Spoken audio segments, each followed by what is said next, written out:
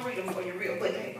Luke 13:10-12 says, and Jesus was teaching in one of the synagogues on the Sabbath. And behold, there was a woman which had a spirit of infirmity 18 years. 18 years, and was bowed over together, and could in no wise lift up herself. And when Jesus saw her, he called her to him and said, Woman, thou art loosed from thy infirmity. John 15:18 says, the Samaritan woman said unto him, Sir, give me this water that I thirst not, neither come here to draw. Jesus said unto her, Go, call thy husband, and come here. The woman answered and said, I have no husband. Jesus said unto her, Thou hast well said, I have no husband, for thou hast had 5. And the one that you are now with is not thine husband.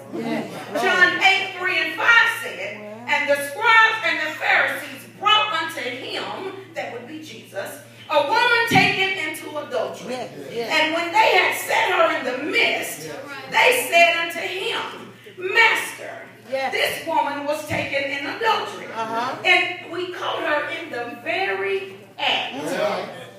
Now Moses in the law commanded us that such should be stoned, but what sayest thou? Ooh, glory. Moving forward by going back to the basics. So if I were to use a sub-scripture, it would be moving forward while going back to the basics while broken. But first, how do I move forward by going back? How do I move forward by going back?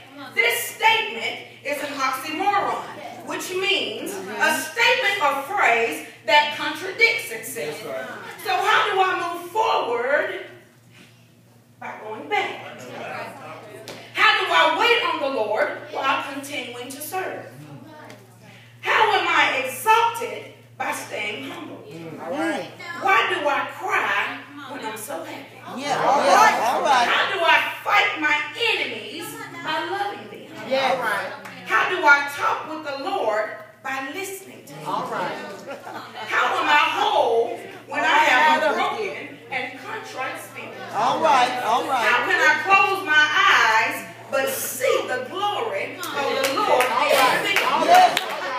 How can we love our children when we don't even like them? How can we love our spouses when we don't even like them? How do I live? By dying daily. How can we be in the very presence of God, but yet be so far away? Moving forward by going back to the basics while broken. There are so many people that walk around and appear to be whole, when in fact they're broken. They get up every morning, they wash their face, they brush their teeth, just as the whole person does. They comb their hair, just as the whole person does. They put their clothes on, one leg at a time, even if you put on a skirt, just as the whole person does. They travel to work or to school, just as a whole person. Broken, but walking among others as if there is no brokenness. They come to Wednesday night Bible study just as the whole person. They sing in the choir just as the whole person. And they testify just as the whole person. Serves on the usher board, teaches Sunday school, and volunteers in the nursing home just as the whole person. But if you look a little closer, if you look a little closer, and look a little deeper, there is a distinctive difference between the whole person and the person that's broken. Because if you just look at your neighbor next to you, you will see that that neighbor is suffering from spiritual palsy. If you look at your neighbor that's next to you, you would realize that neighbor is suffering from abandonment. If you look at your neighbor that's standing behind you,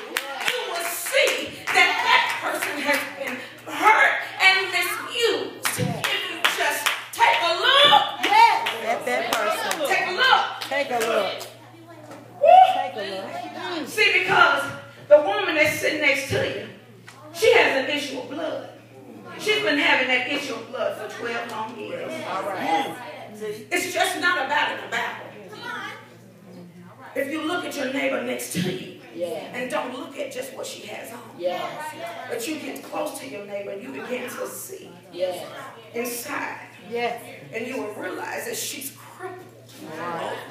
And this is what she looks like in the spirit. But she holds her hands up and she praises and she looks normal. But in the spirit, she's broken. And she can't tell nobody because she has to appear. She has to hold it together. But she is crippled. And see, only God gives just a certain few the ability to see past the whole. Woo! But y'all, we got a spiritual pot. We're going to put all that I just said in this spiritual pot. This imaginary spiritual pot, and we're going to come back to it. So now we're going to explore what the causes of brokenness are. What causes brokenness, or one to be broken? Hurt. There is nothing like the hurt caused from someone who is supposed to love you. Babies, it ain't nothing like a hurt from you sleeping with the enemy. I'll tell you something. I can hurt you. I can hurt your feelings. Elder Willis can hurt your feelings. But Elder Willis, if that man hurt me, baby, that's a hurt. Yes. Like, ooh, that's a different kind of hurt. Yeah.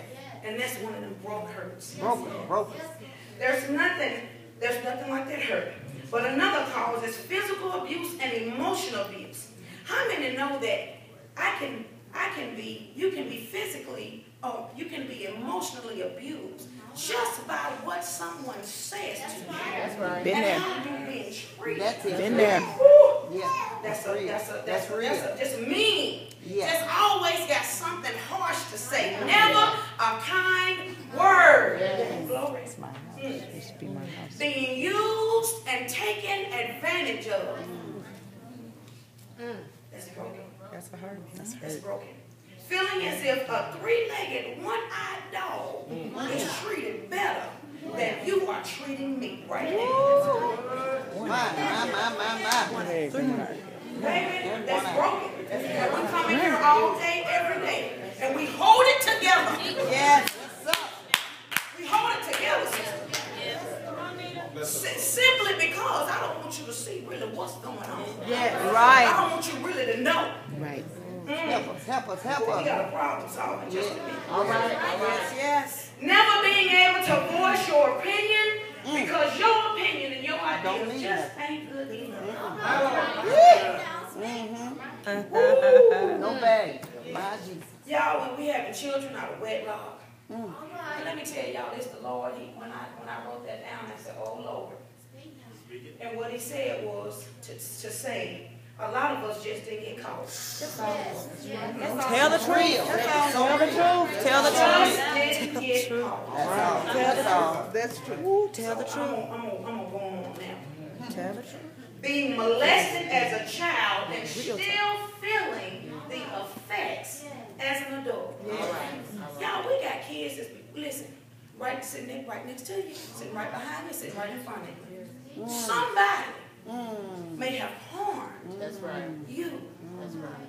And you still have to grow up and deal with that. Because every now and then it'll pop up. Yes. Right. You're right. And then you start treating, when you meet somebody, you're afraid because you're thinking. Okay. Never knowing or experiencing the love from your mother or your father. Y'all, that is so big to me. That is so big. That's why I tell my children every day how much I beat them. Ooh, I beat them. And I tell them I love you. I love you. I love you. It's not a day that goes by that I do not tell my children I love you. But the moment I get through beating their behind, I tell them how much I love them.